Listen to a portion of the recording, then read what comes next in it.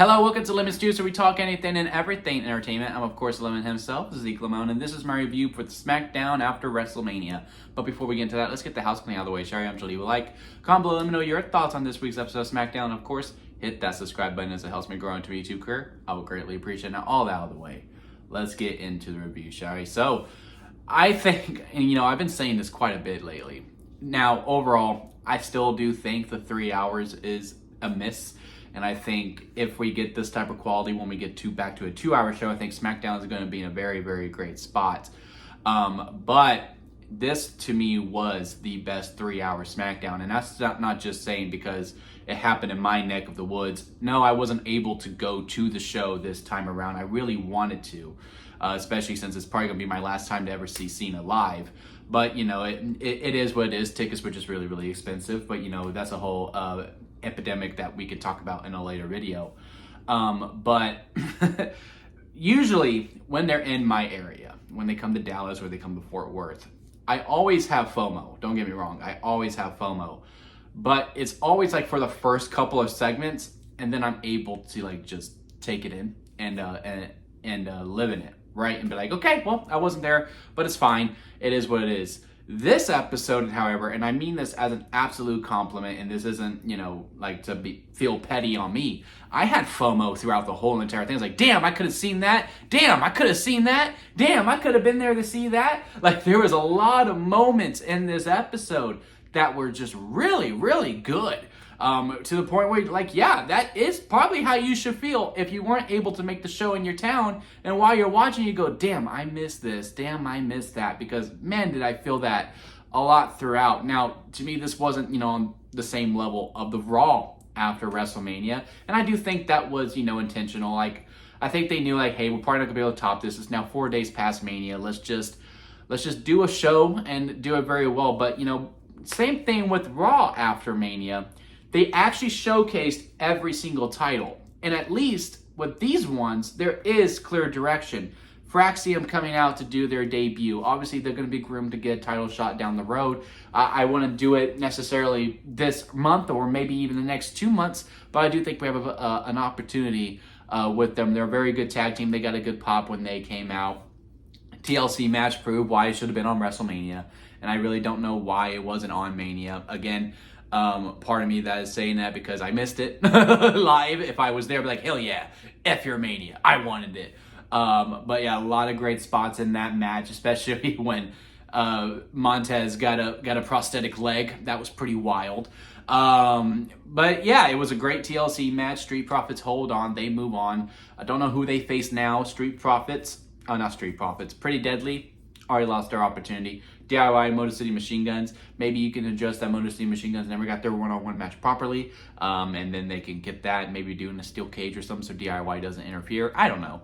DIY, they've now lost, so they don't deserve the opportunity. And Los Garza just lost to Fraxium. So, really right now, Fraxium is the best opportunity, but they just debuted it, so you don't want to blow that off. But yeah, you can see the direction and all the tag teams, it feels healthy. The SmackDown tag division feels very, very healthy. Women's United States Championship, Zelina Vega won the title. I'm not really sure on that one. Like I said, I'm not sure if Zelina is the one to bring the relevance to the United States title. But hey, we'll give it a shot. It went from no reaction for Zelina to a big pop for her. Of course, there was a title change. I think Chelsea Green probably wasn't given the opportunity to fully sink her teeth into it, but she did have the better run of the two mid-card titles. Lyra Valkyria is still in hers, but Lyra Valkyria is just now getting her first story. While Chelsea had some stories, whether they were great or not, that's a discussion for another time, but she had stories, and I think she did a good job. I hope Zelina is just not the sacrificial lamb to Charlotte Flair, since, now with the women's division, we're going to go back to Tiffany versus Nia. So a lot of people weren't into that program. I personally am, and I think this probably should have been the Mania match to begin with. So yeah, maybe it's a case of a little too late for this feud to be popped off properly. But I'm still looking forward to it, and I will say this until the cows come home. Nia should have been on WrestleMania 41 in one way or the other. Excuse me, sorry. In one way or the other, because she had a phenomenal 2024, and I hope she continues that momentum in 2025. Obviously, Jade and Naomi are not done. Oddly enough, right when Tiffany versus Jade was announced, like, let's get a referee down here. First of all, great pop for Tiffany when she goes, what time is it? And everyone goes, Tiffany time! That was awesome. Jade coming out also got a good pop. And then, like, let's bring a referee down here. And, like, oh my God, we're getting this match on free TV. But you knew. I was like, well, who's debuting or returning? I don't know why. I was like, okay, yeah, we're just moving on from Naomi. But no, Naomi comes out, does the distraction, and then here comes Nia Jax as well. Okay, so now Jade and Naomi have to continue on their feud while Nia and Tiffany do their feud. Really like the conversation between Nia and Naomi going, stay out of my way. Just proceed with caution. And Nia going, rude. That was so funny. That really tickled me. But yeah, clear direction for the women's title. Clear direction for the U.S. women's title. Clear direction for the tag titles. Well, tag titles and the women's and the United States title, yeah, we had title changes or we had title matches.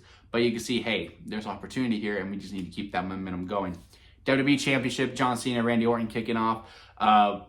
Was true nostalgia. Like, it was really cool seeing these two talk together. Kind of wish they talked about their past a little bit more, about how the roles are reversed. Maybe that's for Orton, or maybe when Cena shows up. I don't think he shows up next week. I think he shows up the following week, the final SmackDown before Backlash. So, you know, hopefully we bring up the past about how Orton was always a bad guy. He's done horrible things to him because, like, after Cena, you know, disrespecting him, he's going, after all we've been through, I'm like, Orton, you literally beaten up his father. Like you have no room to be talking about, you know, morals or anything like that. I did like dude, you just need to have some kids, bro. You just need to have some kids. That was so funny. And then Cena attacking the kid in the aisle way. The kid just gave me the finger, and like he threatened to kill him and say, don't bring a knife to a gunfight. That was pretty funny. And I honestly kind of love it too when Cena plays dead after he gets hit with the finisher. It's so funny. I was talking with my dad about it, and he hates it. He's like, I don't know why Cena's being so overdramatic about it. Is this his way of killing wrestling? I'm like, I don't know. It's kind of funny to me. Like, you know, he's like, if he gets hit with the finisher, he's dead. Like, he's completely gone. It was really funny to me. Aleister Black making his debut as well with Fraxium, attacking The Miz. We're going to have that match next week. I'm glad he still has the same presentation, same entrance music, same name. Very good stuff there. Yeah, this was just overall a very good episode of SmackDown. Like, all these segments were really hitting. I liked all the matches. I liked all the promos. I liked all the backstage stuff we did. And again, every title has relevance to it. Like, they were all showcased. I didn't even talk about the men's United States title stuff. With Drew McIntyre and LA Knight having a match, that was a good promo battle. Everyone wants to go after Jacob. It does seem like since Cena's going to be somewhat of a part-time champion, I would assume Cena works every PLE, but he won't be on every single show. So what do? Okay, now you make the mid-card title the main title. I mean, the fact that we're probably going to get Jacob Fatu versus LA Knight versus Drew McIntyre versus Damian Priest in a fatal four-way at Backlash is insane. And speaking of Backlash, do we think it's going to stay at 5 matches? Because I kind of got it. Honestly, I just want 7. Like, I think 7 matches is good for a PLE. But now that SummerSlam is 2 nights, I think it's possible that we can expand the card a little bit. Because, like, yeah, you know, the lesser of the big 4, right? They get, you know, Survivor Series has War Games, so you only do 4 matches for that because the War Games matches go long. Or a Rumble, you only do 4 matches because both Rumbles go really long. Until the Rumble goes 2 nights, which I don't know if it's next year or the following year, but the Royal Rumble is going 2 nights. So, you know, there'll be maybe 4 matches each night on that one. And then you have SummerSlam, which is just a normal show. It's like WrestleMania. So you made that one 7 matches. So it still feels special and it stands out between the others, right? So that way you make, you know, Backlash, Money in the Bank, so on and so forth, 5 matches. I think Money in the Bank last year was 6 matches, but, you know, you get what I'm trying to say. Now that SummerSlam's 2 nights and you can do 5 matches each night on that one, I don't think we'll do 14 like we do for Mania because, you know, Mania is the big one. Then maybe you do 7 matches on a Backlash now because you do have that leeway, so that way SummerSlam stands out because it's 2 nights now. So we will see. I just think there's a lot of story opportunities for that. You know, Nia Jax versus Tiffany Stratton, I do think is PLE worthy. I don't think it, you know, you can do it on SmackDown. I know we still have some shows to fill up, but again, I don't think we necessarily need that on a SmackDown. I would like to see it at Backlash. The Fatal 4-Way, for the love of God, please put it on Backlash. I would really like to see that. Orton and Cena is obviously already confirmed for Backlash. Then you have over on the men's side, what's Jey Uso going to do? You would assume Seth Rollins and Braun Breaker team up to face Roman Reigns versus CM Punk at Backlash. That's 4 right there. Becky Lynch versus Lyra Valkyria. That's another Backlash match. That's 5. And then, of course, the women's world title, Io Sky, Rhea Ripley, they had their face-off. That's 6. And then, of course, I just don't see them leaving Jey Uso off. So, there's your 7th match. There's just more opportunities with more stories. And, if you keep building them to that, yeah, sure, make your weekly shows great as well. Have some title matches on there. And I think maybe those title matches, with the exception of Becky Lynch and Lyra Valkyria, you do for the women's U.S. title. You do for and of course the men's Fatal 4-Way. You do for the men's U.S. title, men's IC title, so on and so forth, blah, blah, blah, blah, blah. You put those on TV. But, these big fighting fields, again, a couple of exceptions, you put them on the PLE, and I think 7 matches is a good card for all things considered. But yeah, I think this was a great post-Mania week.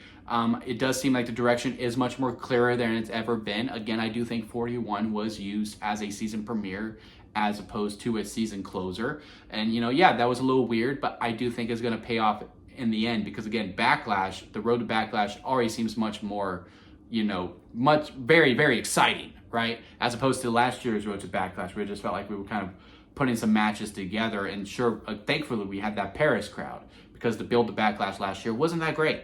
But this one we are building up pretty strongly, and I also think now that we have the quicker run time too, as opposed to we had 10 weeks for Mania and we had 4 weeks in between Rumble and Chamber, and we had 6 weeks between, or hell even longer than that, between Survivor Series and the Royal Rumble. Sure, Saturday Night's Main Event was there too.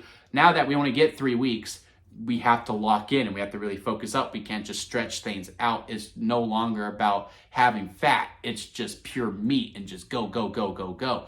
And so the sense of urgency, I also felt it on this episode of SmackDown as well, and the Raw after. But yeah, it was a great week for WWE. I think they did a good job. I think they knocked it out of the park. Both of these, again, I really wish I was there. And again, that's a feeling that I should definitely have. So with that being said, if you made it this far within a review, please leave a like. I do greatly appreciate it. And hit that comment section over there and let me know your thoughts on this episode of SmackDown. And of course, hit that subscribe button as I am trying to grow into my YouTube career as we will continue to cover WWE moving forward. And until next time, guys, I'll see you here at Lemon Studios.